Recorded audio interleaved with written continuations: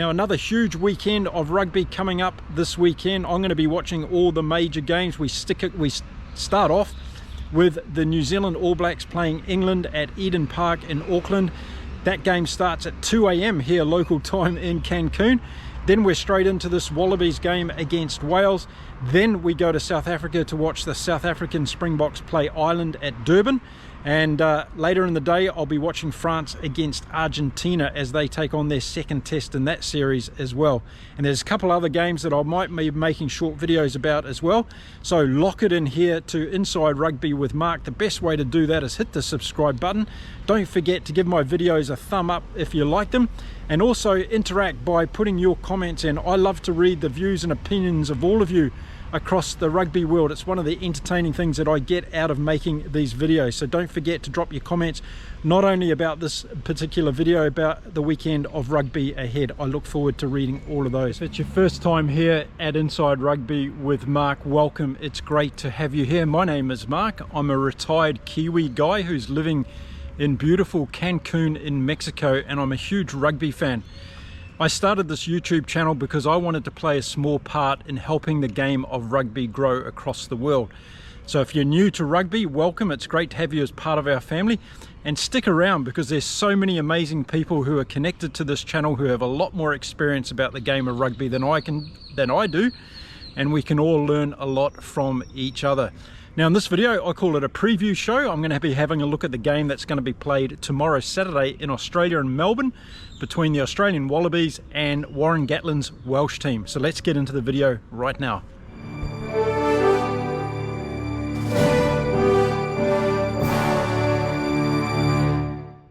So it's a big game again this weekend for Wales and for Australia, and Australia having their second game out under the head coach Joe Schmidt. Of course, he's taken over the reins of the Wallabies this year, and Warren Gatland continues his tenure as the Welsh coach, dealing with all the things that are thrown up, and another curveball thrown his way this week, and I'll get onto that in this video. So first of all, let's have a look at the two teams, see what changes have been made for the second game compared to their first game last weekend. And let's start off by looking at the Welsh team. Go through the forwards first and have a look at the pack that's going to start this game for Wales. And in the front row, we've got Thomas, Lake and Griffin. I like Dowie Lake. I think he's a really good player, and he's got a bright future for Wales, that's for sure.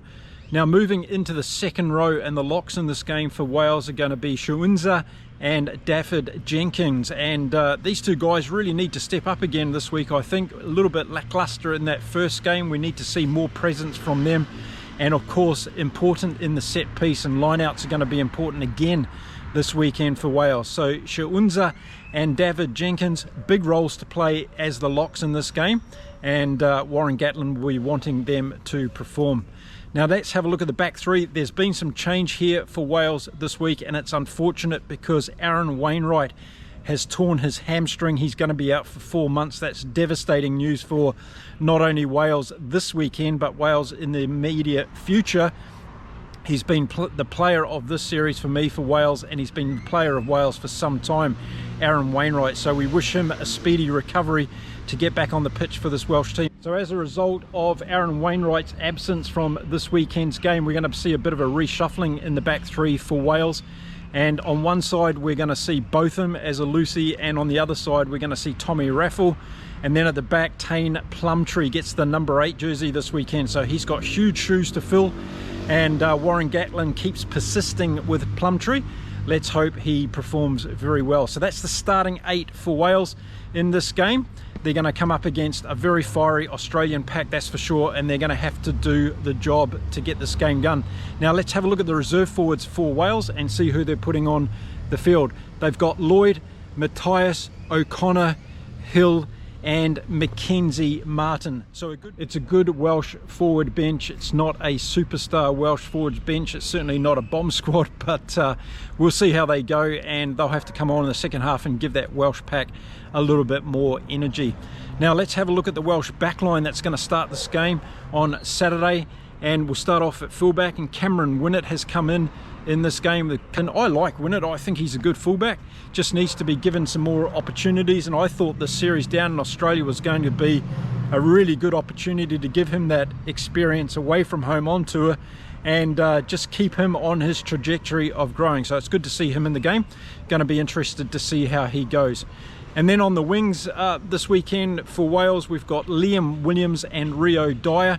Both good players, need to see more of them. I think Williams can be very, very good. He's good under the high ball, so expect if Australia put up any high ball that we see Liam Williams helping out Cameron Winnett at the back line. And then moving into the centres for Wales, and these have been a couple of the positions of contention, I think, from a lot of people online been talking about this.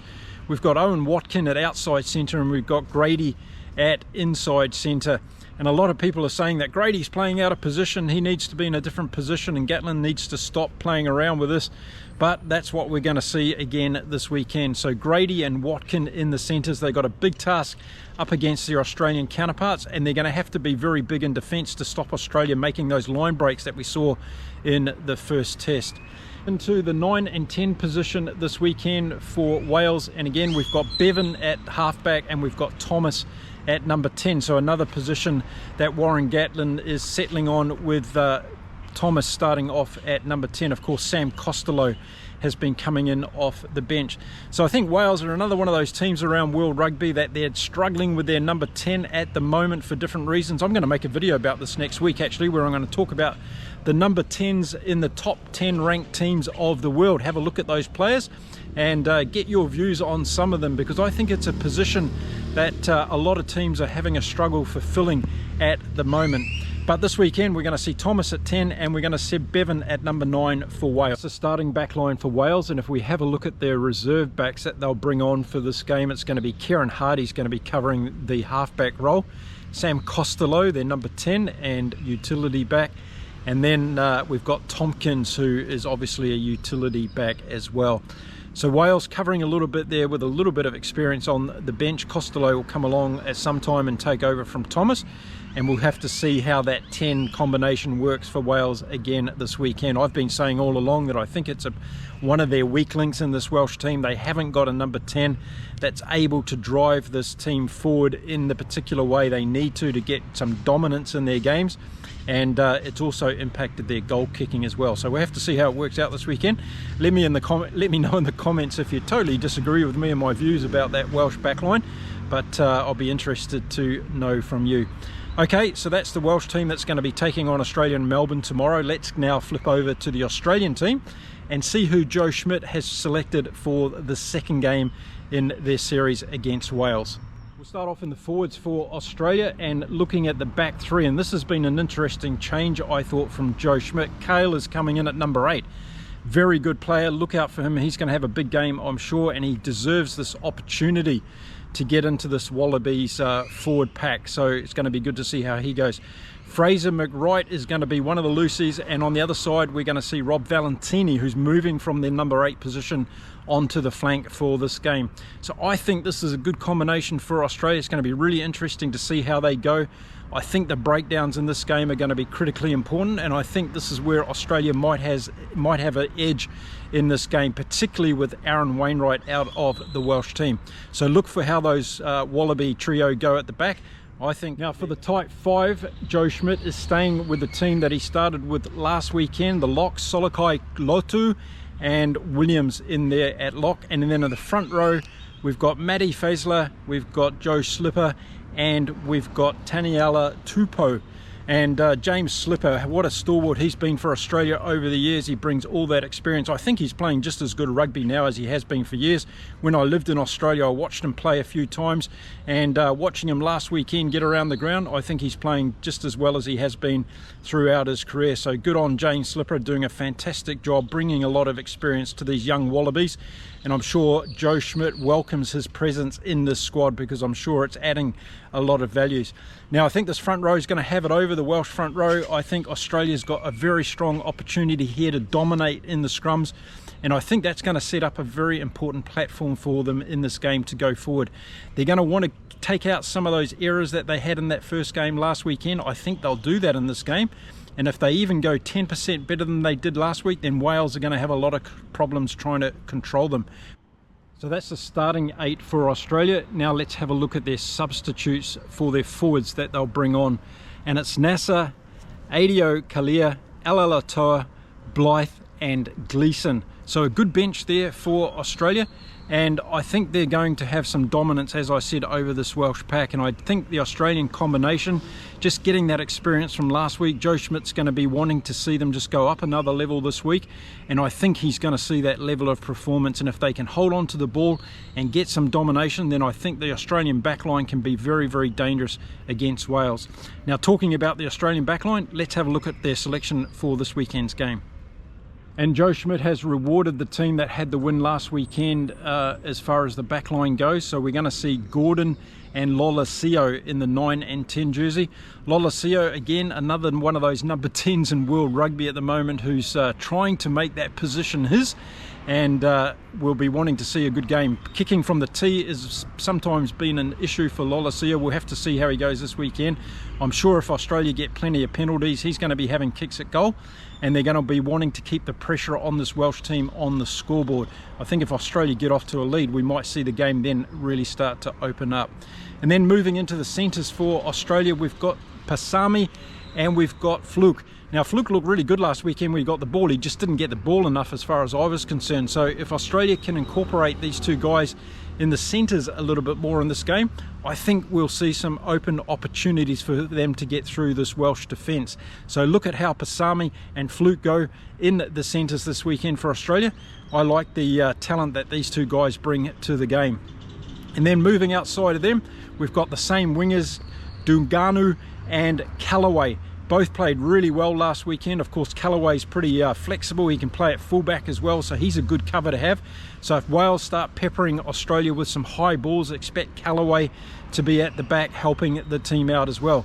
Dalganu scored that great try last weekend. He's a danger from anywhere on the pitch, and we'll see whether he gets any opportunities to break the line again this weekend. I'm sure that he will against this Welsh team. And then at fullback, we've got Tom Wright, who scored that wonderful try last weekend. He skipped through the Welsh defence and ran through with a big smile on his face and scored a brilliant try for Australia. Watch out for Tom Wright. He's one of those players that I've got earmarked to keep an eye on this year, because I think he's going to be a standout player for Australia. He's got a ton of pace, and once this Australian backline really starts to gel together, I think Tom Wright's going to be a really big weapon for Australia. By the time these guys get to play the All Blacks in the Rugby Championship, I think this Australian backline is going to be very, very dangerous. Let's see how they go against this Welsh team this weekend. Okay, so looking at the reserve backs that Australia have got to bring on in this game, and they're going to be Nick White, Ben Donaldson and Petich, and I think that's a good back three to be able to bring on as substitutes. Got White, of course, with a lot of experience in this Australian team, the halfback. Ben Donaldson's played at 10 and 15 for this Wallabies team, and Petich was pretty good when he came on last weekend. So good coverage there from the Wallabies, and I expect these guys to actually make a big impact when they come on the field, whenever that is. Okay, so those are the two teams that are going to start between Australia and the Welsh team. Let's have a chat now about my prediction for this game.